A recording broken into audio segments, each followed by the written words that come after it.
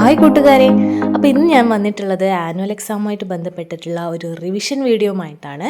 നമ്മൾ അടിസ്ഥാന ശാസ്ത്രത്തിലെ അവസാനത്തെ പാഠമായ ജന്തുജാലങ്ങൾ എന്ന പാഠത്തിലുള്ള കുറച്ച് ചോദ്യങ്ങളും ഉത്തരങ്ങളും ഒക്കെയാണ് ഇപ്പോൾ നോക്കുന്നത്.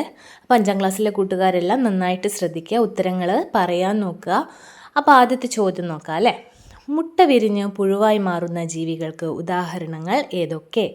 മുട്ട വിരിഞ്ഞ് പുഴുവായി മാറുന്ന ജീവികൾക്ക് ഉദാഹരണങ്ങൾ: തേനീച്ച, തുമ്പി, നിശാശലഭം, ചിത്രശലഭം, വണ്ട്, ഈച്ച ഇവയൊക്കെയാണ്. കൂടുതൽ ഉദാഹരണങ്ങൾ നിങ്ങൾ കമൻറ്റ് ബോക്സിലൂടെ പറയൂ. അടുത്ത ചോദ്യം നോക്കാം.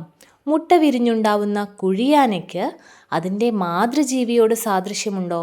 കുഴിയാനയ്ക്ക് പിന്നീടുണ്ടാകുന്ന മാറ്റങ്ങൾ എന്തെല്ലാമാണ്? ആൻഡ് ലയൺ എന്ന് പറയും അല്ലേ. നമ്മൾ കുഴിയാനയ്ക്ക് മാതൃജീവിയോട് സാദൃശ്യമുണ്ടോ? ഇല്ല അല്ലേ. കുഴിയാനയ്ക്ക് പിന്നീടുണ്ടാകുന്ന മാറ്റങ്ങൾ എന്തെല്ലാമാണ്? മുട്ടയിൽ നിന്ന് വിരിയുന്ന കുഴിയാന അതിൻ്റെ മാതൃജീവിയെ പോലെ അല്ല. ഒരു ചെറിയ പുഴുവിനെ പോലെ തോന്നിപ്പിക്കുന്ന ഒരു ലാർവയാണ് ആദ്യമുണ്ടാവുന്നത്. കൂട്ടുകാർക്ക് ഈ ചിത്രത്തിൽ കാണാം, മുട്ടയിൽ നിന്നും ലാർവയുണ്ടാവുന്നു. ആ ലാർവയാണ് നമ്മൾ കുഴിയാന എന്ന് വിളിക്കുന്നത്. പിന്നീട് ഇതൊരു പ്യൂപ്പയായി മാറുന്നു. തുടർന്ന് ചിറകുകളുള്ള ഒരു ആൻഡ് ലയൺ ലേസ് വിങ്ങായി മാറുന്നു. മുട്ട, larva, pupa, and lion lacewing. അടുത്ത ചോദ്യം. പാറ്റക്കുഞ്ഞുങ്ങൾ പാറ്റയെ പോലെ തന്നെയാണോ? എന്തെല്ലാമാണ് വ്യത്യാസങ്ങൾ? പാറ്റക്കുഞ്ഞുങ്ങൾ പാറ്റയെ പോലെയാണോ? അതെ. നിംഫുകൾ എന്ന് വിളിക്കുന്ന പാറ്റക്കുഞ്ഞുങ്ങൾ പ്രായപൂർത്തിയായ പാറ്റകൾക്ക് സമാനമാണ്. എന്നാൽ അവ ചെറുതാണ്, പാറ്റകളേക്കാൾ ചെറുതാണ്. കൂടാതെ അവയുടെ ചിറകുകൾക്ക് പൂർണ്ണ വളർച്ച എത്തിയിട്ടുണ്ടാവില്ല. നിംഫ് വിവിധ വളർച്ചാഘട്ടങ്ങളിലൂടെ കടന്നുപോയി പൂർണ്ണ വളർച്ചയെത്തിയ പാറ്റയായി മാറുന്നു. ഇതിനിടെ പലതവണ അതിൻ്റെ പുറംചട്ട പൊഴിച്ചു കളയുന്നു. കാർഷിക വിളകൾക്ക് ദോഷം ചെയ്യുന്ന കീടങ്ങൾക്ക് ഉദാഹരണങ്ങൾ കണ്ടെത്തി എഴുതുക എന്നാണ്. കാർഷിക വിളകൾക്ക് ദോഷം ചെയ്യുന്ന കീടങ്ങൾ ഏതൊക്കെയാണ്? നമുക്ക് നോക്കാം. തണ്ടുതുരപ്പൻ പുഴു, വണ്ട്, വെട്ടുകിളി, മുഞ്ഞ ഇവയൊക്കെയാണ് കാർഷിക വിളകൾക്ക് ദോഷം ചെയ്യുന്ന കീടങ്ങൾ. അടുത്ത ചോദ്യം. ധാന്യങ്ങൾ സൂക്ഷിച്ചു വെക്കുമ്പോൾ അല്പം സുഗന്ധവ്യഞ്ജനങ്ങളും നമ്മൾ ഇടാറുണ്ടല്ലോ. ഇതെന്തിനു വേണ്ടിയാണ്? അരിയിലൊക്കെ നമ്മൾ ഗ്രാമ്പുമൊക്കെ ഇട്ട് വെക്കാറില്ലേ? എന്തിനു വേണ്ടിയാണ്? കീടങ്ങളെയും മറ്റും അകറ്റാൻ സുഗന്ധവ്യഞ്ജനങ്ങൾ സഹായിക്കുന്നുണ്ട്. ഉണക്കിയ വേപ്പില, മഞ്ഞൾ, ഗ്രാമ്പു തുടങ്ങിയ സുഗന്ധവ്യഞ്ജനങ്ങൾ പ്രകൃതിദത്ത രാസവസ്തുക്കൾ പുറത്തുവിടുകയും കീടങ്ങളെ അകറ്റുകയും ധാന്യങ്ങളെ കേടുപാടുകളിൽ നിന്ന് സംരക്ഷിക്കുകയും ചെയ്യുന്നു. കീടങ്ങളിൽ നിന്ന് രക്ഷ നേടുന്നതിനായി ഈ ചെടികൾ ഉൽപ്പാദിപ്പിക്കുന്ന രാസവസ്തുക്കളാണ് അവയെ സുഗന്ധവ്യഞ്ജനങ്ങളാക്കി മാറ്റുന്നത്. മനസ്സിലായല്ലോ കൂട്ടുകാരെ. നമുക്ക് അടുത്ത ചോദ്യം നോക്കാം. ആവാസ വ്യവസ്ഥയുടെ സന്തുലനത്തിന് പുഴുക്കളുടെ പ്രാധാന്യമെന്ത്? പുഴുക്കളുടെ പ്രാധാന്യം എന്താണ്? ഉത്തരം നോക്കാം. പക്ഷികൾ, തവളകൾ, മറ്റ് ചെറിയ ജീവികൾ എന്നിവയുടെ പ്രധാന ഭക്ഷണമാണ് പുഴുക്കൾ.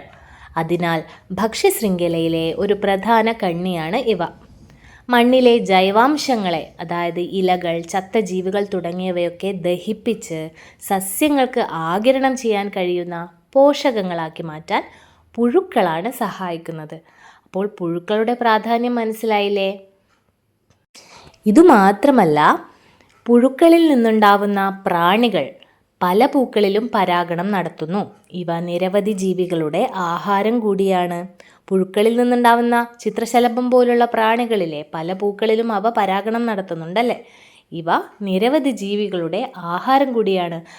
അപ്പോൾ ഭക്ഷ്യശൃംഖലയിൽ പുഴുക്കളുടെ പ്രാധാന്യം എന്തെന്ന് കൂട്ടുകാർക്ക് മനസ്സിലായില്ലേ? അടുത്ത ചോദ്യം. നമ്മുടെ നാട്ടിൽ കാണപ്പെടുന്ന എത്ര ചിത്രശലഭങ്ങളുടെ പേരുകൾ നിങ്ങൾക്കറിയാം? 1-2 ചിത്രശലഭങ്ങളുടെ പേരുകൾ എഴുതാൻ വേണ്ടി ചിലപ്പോൾ എക്സാമിന് വന്നേക്കാം. വിലാസിനി, മഞ്ചപ്പാപ്പാത്തി, ബുദ്ധമയൂരി, ഗരുഡശലഭം, വരയൻ കടുവ, കരിയില ശലഭം ഇവയൊക്കെയാണ് നമ്മുടെ നാട്ടിൽ കാണുന്ന ചിത്രശലഭങ്ങൾ. അടുത്ത ചോദ്യം. ചിത്രശലഭവും നിശാശലഭവും തമ്മിലുള്ള വ്യത്യാസങ്ങൾ എന്തൊക്കെ? ചിത്രശലഭവും നിശാശലഭവും തമ്മിൽ. ചിത്രശലഭത്തിൻ്റെ പ്രത്യേകതകൾ: അവയ്ക്ക് മെലിഞ്ഞു നീണ്ട സ്പർശിനികളുണ്ടാവും, ആകർഷകമായ നിറമുള്ള ചിറകുകളുണ്ടാവും. അതുപോലെ അവയെ കൂടുതലായും നമ്മൾ പകൽ സമയങ്ങളിലാണ് കാണുന്നത്. ഇതൊക്കെയാണ് ചിത്രശലഭങ്ങളുടെ പ്രത്യേകത. നിശാശലഭങ്ങളോ അവയ്ക്ക് നീളം കുറഞ്ഞ തൂവൽ പോലുള്ള സ്പർശിനികളാണ് ഉണ്ടാവുക. അതേപോലെ ചാരനിറമുള്ള ചിറകുകൾ, അധികം വർണ്ണമില്ലാത്ത ചാരനിറമുള്ള ചിറകുകൾ. പിന്നെ അവയെ കൂടുതലായി നമ്മൾ രാത്രി സമയങ്ങളിലാണ് കാണുന്നത്.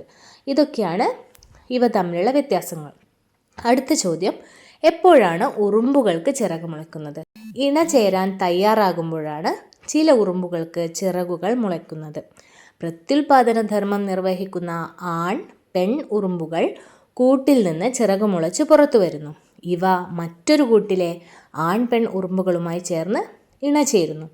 അതുപോലെ പുതിയ കൂടുകൾ ഉണ്ടാക്കുകയും ചെയ്യുന്നു. അടുത്ത ചോദ്യം, സമൂഹമായി ജീവിക്കുന്ന മറ്റേതെല്ലാം ചെറുജീവികളെ നിങ്ങൾക്കറിയാം? ചിതൽ, തേനീച്ചകൾ, കടന്നലുകൾ, മിന്നാമിനുങ്ങുകൾ തുടങ്ങിയ ജീവികളൊക്കെ സമൂഹമായി ജീവിക്കുന്ന, കൂട്ടം കൂടി ജീവിക്കുന്ന ജീവികളാണ്. അടുത്ത ചോദ്യം നോക്കാം. ജലജീവിതത്തിന് മത്സ്യങ്ങളെ സഹായിക്കുന്ന അനുകൂലനങ്ങൾ എന്തൊക്കെയാണ്?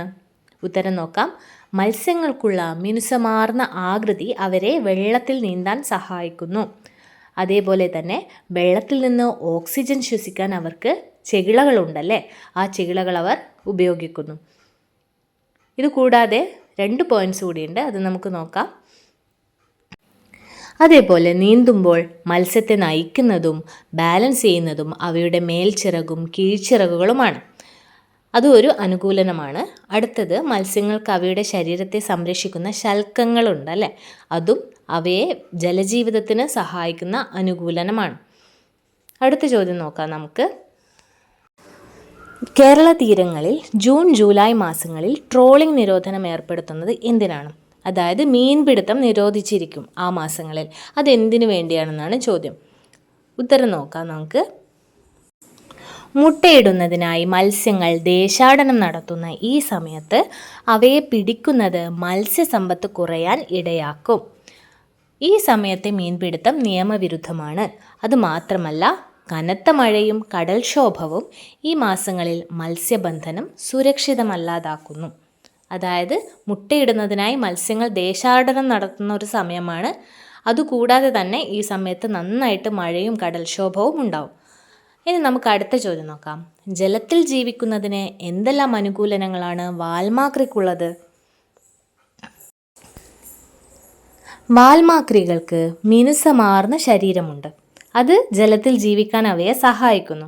അതേപോലെ അവയുടെ നീളമുള്ള വാലുകൾ വെള്ളത്തിൽ വേഗത്തിൽ നീങ്ങാൻ സഹായിക്കുന്നു. അതുപോലെ തന്നെ വാൽമാക്രികൾ ശ്വസിക്കുന്നത് ചെകിളകൾ ഉപയോഗിച്ചാണ്, മത്സ്യങ്ങൾ ശ്വസിക്കുന്നത് പോലെ. പിന്നെ ബാലൻസ് ചെയ്യാനും നീന്താനും അവയ്ക്ക് ചെറിയ ചിറകുകളുമുണ്ട്. ഇതൊക്കെയാണ് വാൽമാക്രിയെ ജലത്തിൽ ജീവിക്കാനുള്ള അനുകൂലനങ്ങൾ, വാൽമാക്രികൾക്കുള്ള അനുകൂലനങ്ങൾ എന്ന് പറയുന്നത്. നമുക്ക് അടുത്ത ചോദ്യം നോക്കാം. പാമ്പുകളുടെ പാരിസ്ഥിതിക പ്രാധാന്യം എന്താണ്? അതായത് നമ്മുടെ പരിസ്ഥിതിയിൽ പാമ്പുകൾക്കുള്ള പ്രാധാന്യം എന്താണ്? ആവാസ വ്യവസ്ഥയുടെ സന്തുലിതാവസ്ഥ നിലനിർത്തുന്നതിൽ പാമ്പുകൾ ഒരു പ്രധാന പങ്ക് വഹിക്കുന്നു. വിളകളെ ദോഷകരമായി ബാധിക്കുകയും രോഗങ്ങൾ പടർത്തുകയും ചെയ്യുന്ന എലികൾ, പ്രാണികൾ തുടങ്ങിയ കീടങ്ങളെ നിയന്ത്രിക്കാൻ പാമ്പുകൾ സഹായിക്കുന്നു. പാമ്പുകൾ വലിയ മൃഗങ്ങളുടെ ഭക്ഷണ സ്രോതസ്സാണ്. അതുകൊണ്ട് തന്നെ അവ ഭക്ഷണ ശൃംഖലയുടെ ഒരു പ്രധാന ഭാഗമാകുന്നു.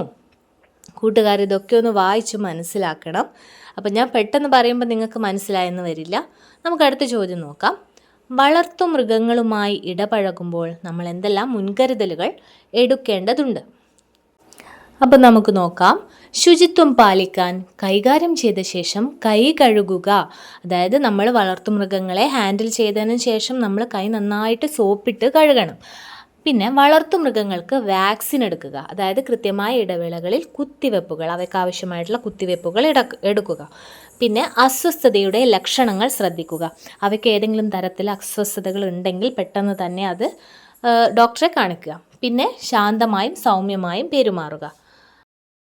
അപ്പോൾ ഇന്നത്തെ വീഡിയോയിൽ ഇത്രയും കാര്യങ്ങളാണ് ഞാൻ ഉൾക്കൊള്ളിച്ചിട്ടുള്ളത്. ഈ പാഠഭാഗം കഴിഞ്ഞിട്ടില്ല, ഇതിൻ്റെ സെക്കൻഡ് പാർട്ട് ഞാൻ പെട്ടെന്ന് തന്നെ ഇടുന്നതായിരിക്കും. അപ്പോൾ എല്ലാ കൂട്ടുകാരും നന്നായിട്ട് പഠിക്കുക. നിങ്ങൾക്ക് യൂസ്ഫുൾ ആയിട്ടുള്ള വീഡിയോസ് ഈ ചാനലിലുണ്ടെങ്കിൽ ചാനൽ ലൈക്ക് ചെയ്യുക, ഷെയർ ചെയ്യുക. അതുപോലെ നിങ്ങളുടെ വാല്യുബിൾ ആയിട്ടുള്ള കമൻസൊക്കെ കമൻറ്റ് ബോക്സിലൂടെ അറിയിക്കുക. അപ്പോൾ മറ്റൊരു നല്ല വീഡിയോയുമായിട്ട് പെട്ടെന്ന് തന്നെ വരാം. അതുവരേക്കും ബായ്.